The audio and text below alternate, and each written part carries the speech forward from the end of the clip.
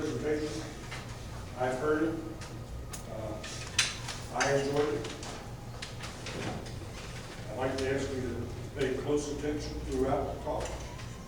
And at the end, you'll know why. But I'd like to introduce Larry Kempner. He's born in West Virginia, and some of us claim is a mistake, but that's where he was born. He was raised in Maryland and grew up in Germany, compliments of the U.S. Air Force. Afterward, his business career as an information systems consultant was spent in Maryland and Tennessee primarily. He arrived in Texas about 10 years ago upon retirement, first in Odessa and finally here in the San Antonio area. He's a past president of the Bernie chapter, Sons of the American Revolution, and a member of that chapter's color guard. He's also a member of the local San Antonio Civil War Roundtable, which most of you are not, but should be, and we'd like to encourage you to join that group. But tonight he's going to talk about an extraordinary partisan ranger in the Confederate cavalry. And it's a life story of his first cousin, 4 times removed, and it goes from his youth in the rural solitude of the Virginia hills through 4 years of service throughout Virginia in the Confederate Army during what Larry calls the Civil War, and we call it up until his passing at age 53. It's a very interesting tale, and I'd like to introduce Larry to share it with you.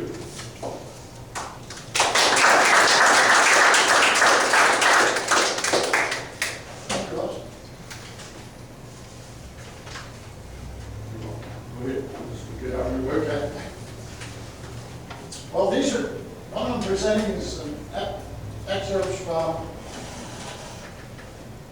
biography of the Bonneville family. I didn't know anything about this gentleman until May, going through genealogy. It'll be an audio presentation because there's very few videos from families during the war between the states. Thank you. So this is the life and times of Abraham Bonneville. Abe was the 6th child of Arnold and Elizabeth Bonneville, born on March 15, 1837, on his father's farm on the Horseshoe Run in what is now Tucker County, West Virginia. And I would ask that you do pay some attention, because there's a method to the madness. One of Abe's school teachers described his early childhood as follows. At the early age of 6 months, he could sit alone and amuse himself with playing. And before he was a year old, he could move across the floor with much clarity and with much ease. His mind developed with the growth of his body, and at an early age he could speak distinctly. And it was apparent to all who saw him that he was a boy with excellent understanding. When very young, he commenced mechanical operations by whittling sticks in curious shapes. At this, he would be employed for hours at a time. Finally, he rose with a natural graduation to making little sleds and wagons. With those, he spent much of his time. From some cause, his parents neglected to give him a name. When he was old enough to understand conversation between others, on a certain occasion, a friend called in and spoke warmly of a benevolent act which a certain neighbor had done the day previous. After the friend had left, he inquired who it was that had performed such an act of kindness, and it was told it was Abraham Parsons, his uncle. After a moment of silence, he said, "Well, mother, that shall be my name." His parents, not being particular about the matter, had interested Abraham according to his wish. Now that's when you may wonder, well, how did the school teacher know all this about one of her students? My theory is that 2 of his older sisters were teachers. So I think one of the teachers that they're talking about was one of his sisters. Having 2 brothers and 3 sisters older than himself, he was by them indulged in almost every request he made. Though his parents, wiser in their judgment than they, considered his future happiness of more importance than his present gratification, deemed it their duty, though a painful one, to correct his faults and reprove him for a wrong done. His parents very seldom had occasion to reprove him, as he was strictly obedient to their commands. When commanded to do or not to do something, he would scarcely ever make any reply, but obey immediately. Very early in life, he manifested a predilection of humorous and laughable pranks. One of the first of the kinds in which he engaged was that of harnessing a favorite cat to a wagon of his own making.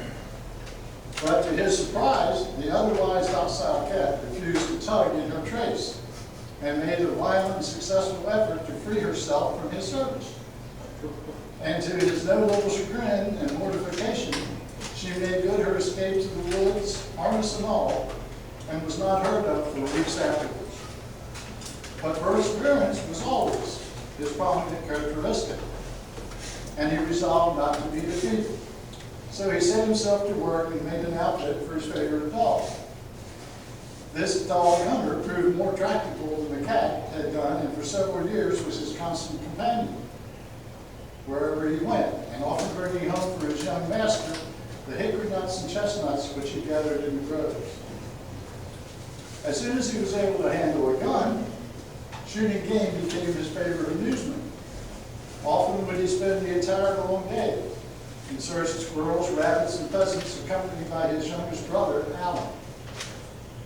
Very triumphantly would they return home at night with their game swung over their shoulders, and many were the adventures they would have to relate of running rabbits into hollow trees and smoking them out with torches.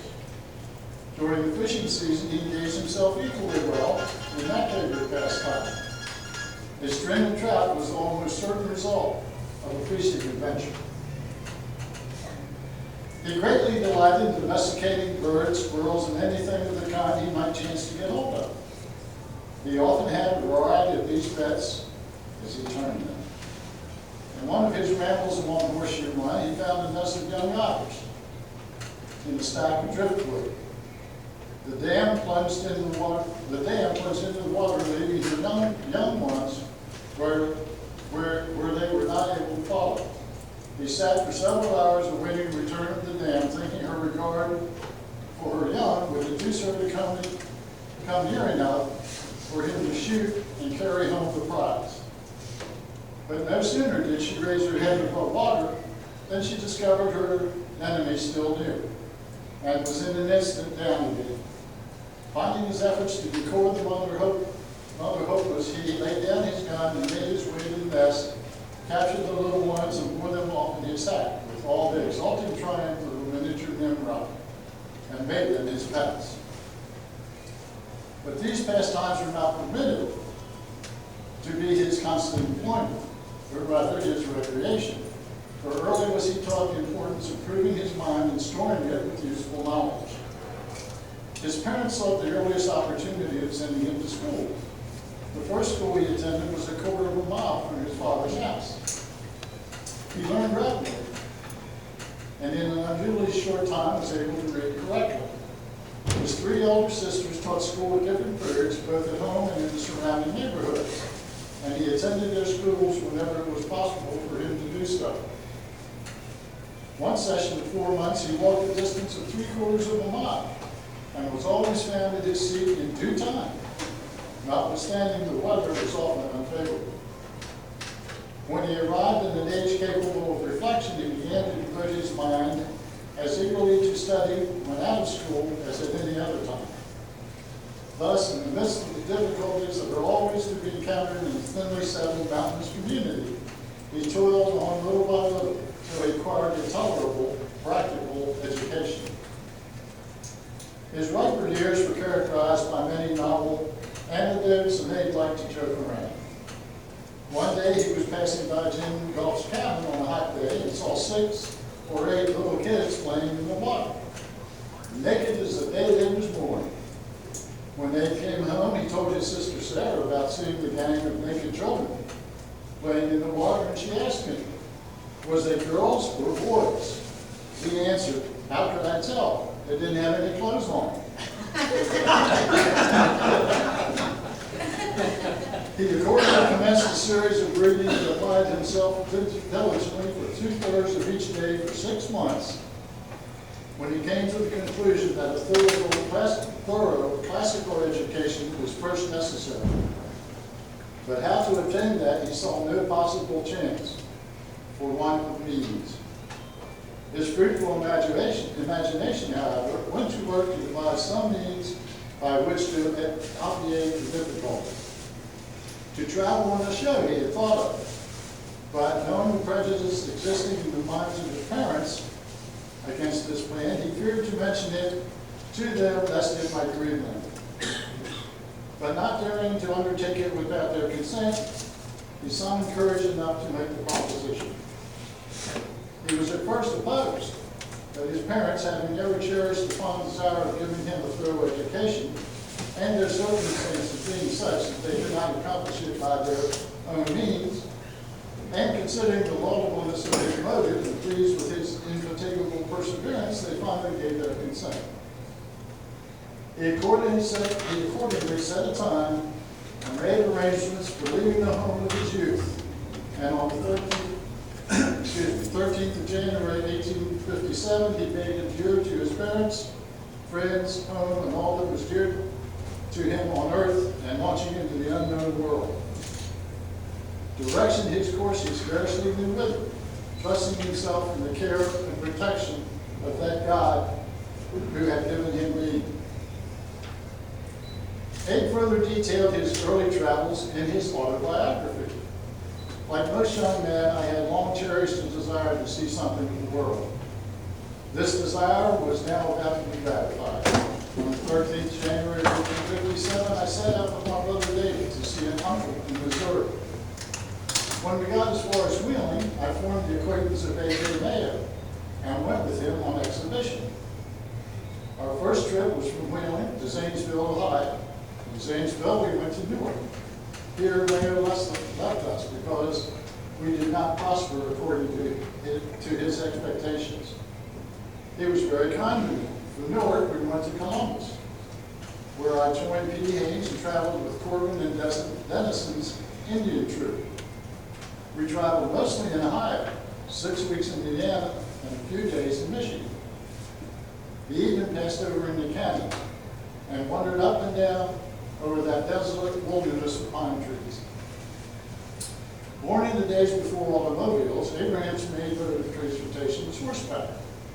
He was an excellent horseman, and his learning to trip ride in New York may have served him well during the Civil War. He served as a messenger, and when in a tight situation, he rode by enemy lines hanging from the side of his horse, one hand hanging on the saddle, the other holding on reins. Thus he evaded enemy fire. For all the enemy thought they saw was a rider, less horse. The strength in Abraham's arms were such that he could maintain this style of riding over an hour without fatigue. Bonneville got tired of show life and came home. His father was then clerk of the circuit in county courts of Kentucky, and Abe took charge of the office.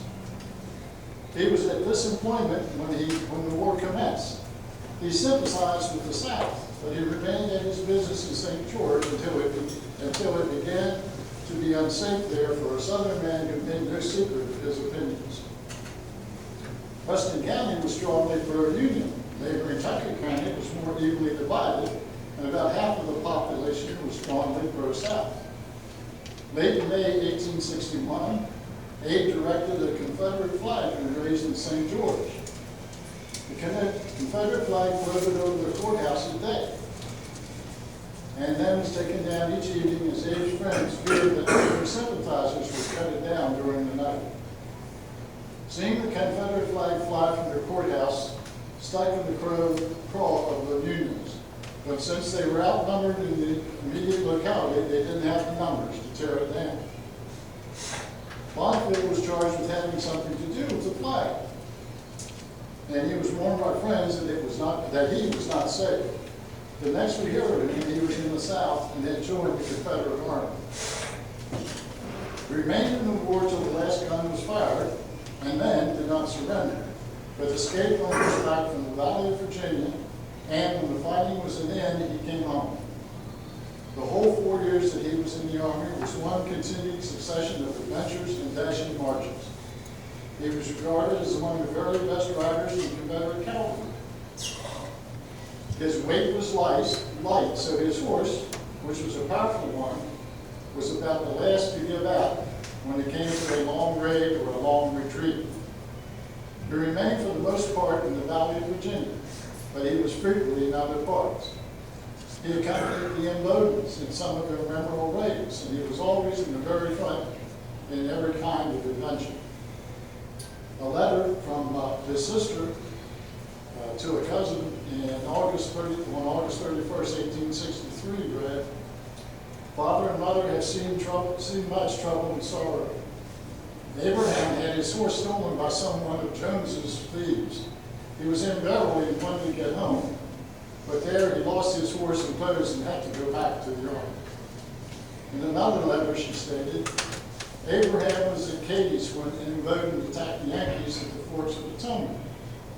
He was lean, sunburned, ragged, and looked like all rebels. He hadn't been off his mule a day in 6 weeks. He was often in the hottest part of the battle and in the foremost rank of the charging columns. He was in front of the pursuit that chased Hunter, and was among the few who, after a terrible night of marching through the wilderness, got in front of the flying army, who, after a terrible night of marching, fell." So there we go. Terrible night of marching through his wilderness, got in front of the flying army and gave them the check, which well nigh resulted in the fatality to the Federals. Bonneville was not in the Battle of Gettysburg, but he joined Lee's armies in its retreat before it reached the Potomac, and was with it for a few days. He went back to the Valley, and was there when General Early, who had been sent to Lynchburg to drive Hunter out, came down the Valley. He joined Early, and 15,000 men moved off towards the Potomac, and chased General Sigel over the river into Maryland. Early set out for Washington and got within 5 miles of the city, when he was obliged to retreat. Thus, Bonneville was one of the 15,000 rebels who got near enough to see the flag on the capital of Washington and got away. He escaped back to the Valley of Virginia. When the war ended, Bonneville returned to the Horseshoe Run, where he has lived ever since, although he has traveled some since then. He visited Washington a few years ago to press his claim for payment for cattle carried off by Union soldiers during the war. He spent some time at the National Capital and had the satisfaction of seeing how near he had come to taking it during the war. He has a horse on which he has ridden nearly 40,000 miles. The horse is still living, and now, in 1884, over 20 years of age. This horse and its rider are known all over the eastern part of the state, and they have been out of the state more than 500 times in the last 12 years. So that brings us to the end of Abraham's life, except for his obituary. And before I read the obituary, I'd like to give you a picture of Abraham. If I did that.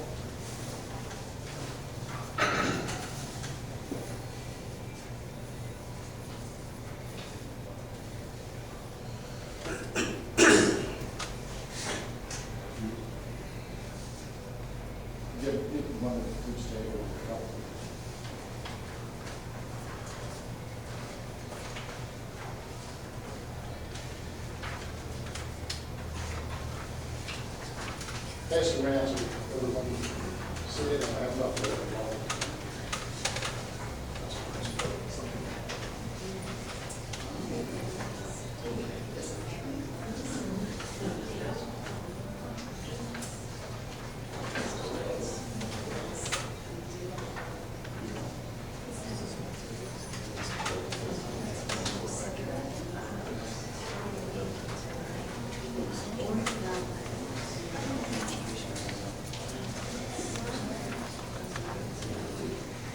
Anything interesting? No legs. Oh, my gosh. So his obituary was in the county newspaper. Gives a pretty good rundown of his service in Confederacy.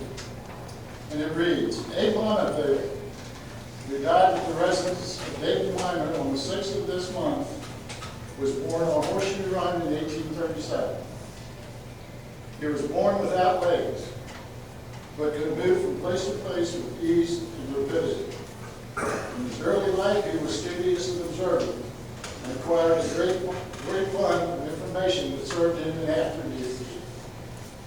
Prior to the war, he traveled extensively in the West and the British provinces of Canada. When the war came on, he joined the Confederate Army and fought till the close of the war, never surrendering, but dodging the enemy. When the troops he belonged to were dispersed, he came home with his sword strapped to his side. He was at Lynchburg when Early defeated Cook and Hunter. He was at McDowell when Jackson routed Milroy. He suffered defeat when Breckinridge's command was scattered by Hunter. He was with in Bowdoin in Hampshire and saw him blow up the armored gondola sent down the railroad by the Federals.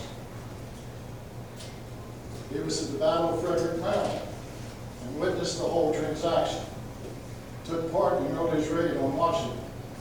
At Crab Island, he was taken prisoner but escaped in less than 2 hours.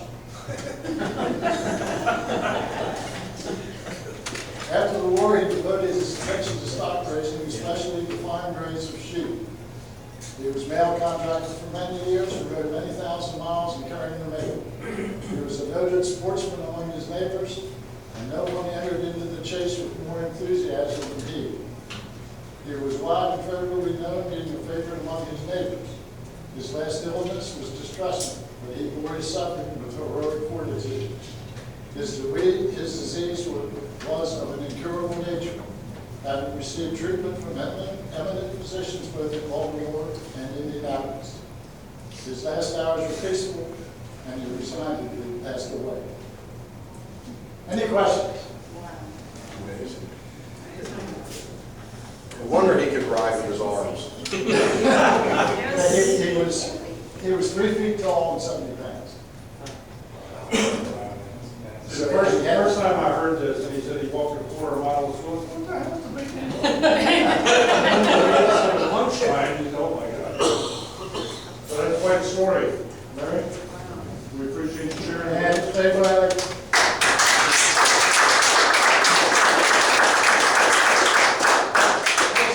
that's his salad. We'd like to present you this memento. If you have an adult beverage in it or something else. That's fine. You just got low. Thank you. Okay, thank you. Any other questions?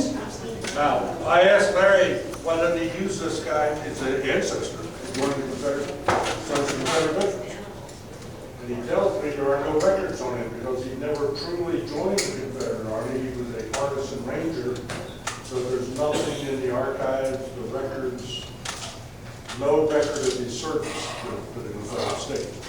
But it all comes from family history and articles and books that were written about the family life. Yeah, this biography was written by a professor at West Virginia University. Along with him, he helped write the biography, and he also wrote an autobiography, which is in the archives of West Virginia University, but it's never been published. So his sisters actually named him? Pardon? His sisters actually named him? He named Or himself. did he name yeah. himself? He named himself. He named himself when Abraham Parsons had done the favor for somebody. He thought that was very nice, so he wanted to have that name. So they named him Abraham. And they probably didn't name him because they didn't expect him to live. Oh, okay. Because as far as I know, to this day, he's the only person who went without name. People have lost, and yeah. And I forgot this, in his autobiography, he wasn't too worried about it. In his autobiography, he wrote, the word body is applied to man, animals, etc., is a general and objective thing. It signifies the association of members or parts joined together in one mass in a mere limited sense. It sees the body separately considered and distinct from the limbs and hand as the body of a man, the body of a trunk, excuse me, the body or trunk of a tree. Agreeably to the first definition, my body is doubtless greatly deficient on being destitute of two of the more important members necessary to compose a perfect body. But, according to the latter definition, I have a perfect body. For my body alone considered is well formed, and I am healthy and strong. There was doubtless rather a single feature of nature to bring me into the world entirely destitute of legs. And so far as my information extends, I am the only case of the kind ever known in the history of mankind. Thousands have lost their limbs by accident or disease, but I have never been informed of anyone born exactly in my condition. I've heard a number of cases of persons being born with crooked or imperfectly formed hands or feet, but not altogether destitute. So he's pretty wonderful. Well, you got it. Thanks, Larry, we appreciate it.